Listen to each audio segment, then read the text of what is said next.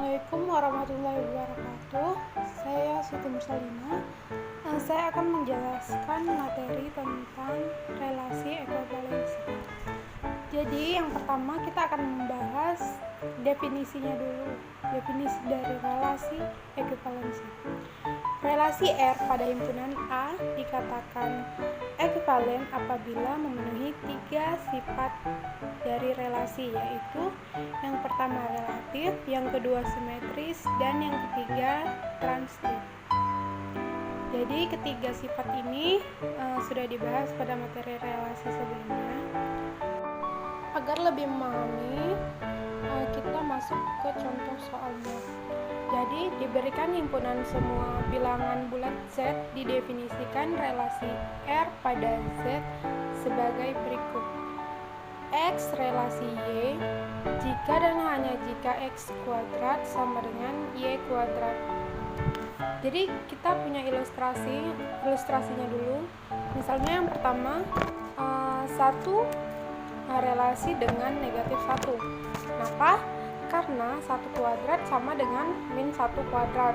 Sementara 2 bukan relasi dari 4 karena 2 kuadrat tidak sama dengan 4 kuadrat.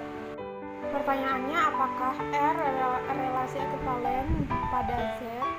Jadi kita cek dulu melalui sifat-sifat yang tadi, apakah R itu relatif. Yang pertama, jadi kita ambil sebarang misal A anggota Z.